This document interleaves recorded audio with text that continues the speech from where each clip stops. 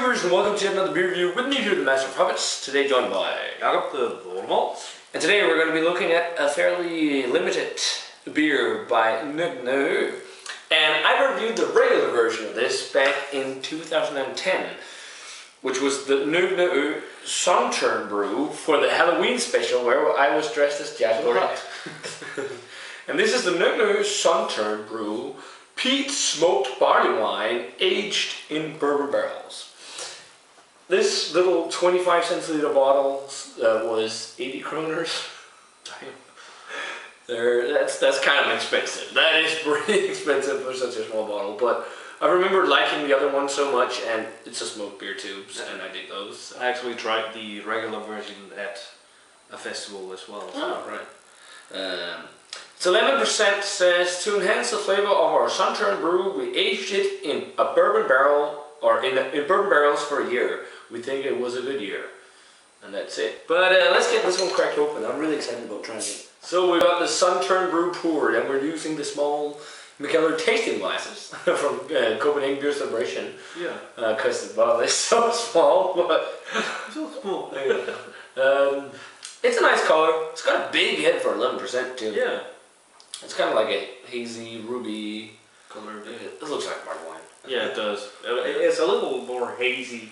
Yeah, you get some yeast gunks in there, but a little bit of a beige head. Yes. Yeah, a secondary aroma on it. Ah, peat. Whoa, very smoky. Yeah. Oh, and you get the sweetness from the bourbon barrel as well. You do. Like this sweet, bourbony. That pairs well with peated malt. Actually does.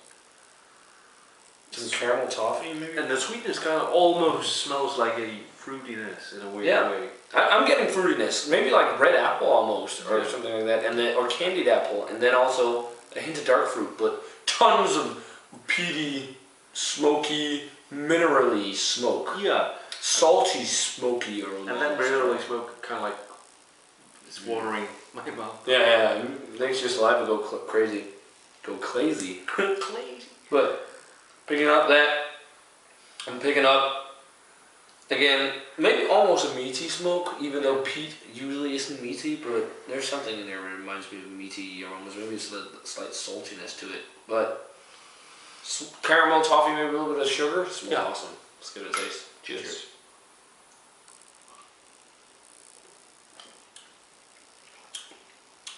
Oh, that is really nice. It's almost got like a tart, fruity flavor. Oh, tart, tart. Yeah. Astringent, vinegary kind of. Yeah, without really being sour per se. No. And then aftertaste is just bourbon, dryness, and peat. And the peat kind of just lingers in a while. Kind of like that meaty, lingering. Yeah, wow, I really like the peat. Really good, yeah, it's really nice. If you like smoked beers, this is awesome. I mean, it's not the last beer I had from them in a small bottle like this, and limited, whatever, was the 100% peat. This has what that one kind of lacked in the complexity of other flavors and all, but the peat flavor on this is very reminiscent of that one. Yeah. The only thing I can put a finger on is kind of the mouthfeel is kind of light. Like medium or something like that. And it's actually quite dry. That's also maybe a little bit of a beef. But really nice bourbon, kind of vanilla character, oakiness. Then you get the peaty smoke, the kind of minerally flavors. Yeah. Almost like, again, well, maybe not as much in the flavor, but more so in the aroma, but it's kind of like that saltiness. And it also has that kind of astringent, red apple, maybe dark fruit, kind of slight acidic flavor, but not really sour. No, just enough to kind of like tingle, and it kind of pairs really well with the peatiness. Yeah, kind of weird way. It kind of balances out. Yeah, almost. It's almost like they try to dominate the beer, but kind of failing both in the right places. So it kind of like just mellows out and becomes complex. Nice and balanced. Yeah, balanced. Yeah. Even though the aftertaste is mostly peat and smoke. Yeah. Which is nice if you like smoke. I wouldn't say actually, well, yeah, if you don't like peaty smoke, maybe stay away. Yeah. Because it's got a lot of it.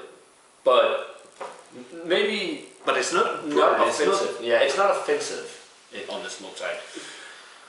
Yeah. And I feel it's very fruit forward, a lot of dark fruits as well and stuff like that. Not as much caramel and toffee, there's a little, but mostly it's like fruit, maybe a little bit of sugar too. I gave the regular version a 91. I'm gonna go 93 on this version. It's close to going up in the 95 and super mind-blowing, but it doesn't hit it completely. It needs to be a little more complex. But I think that it's the peat that maybe takes a little bit away of it being so complex. Or being more complex because it's such a dominant flavor. But yeah, 93 I think is really nice. I think I'm going to go a little lower and go 92, even though it's a really great beer, don't get me wrong. But yeah, it's really hard to put your finger on in a way. Because of the flavor, it's just... It's a different barley wine. Yeah, it is a different... Very different barley wine. But yeah, enjoyable nevertheless. Definitely, guys, check this one out if you get the chance, the Sunturnbrew. The bourbon barrel-aged version of it. So guys, let us know what you think of it. If you've had it, as always, remember to comment, subscribe, check out the Facebook fan page and Twitter. We're going to say cheers. Cheers. And we're going to see you guys in the beer review.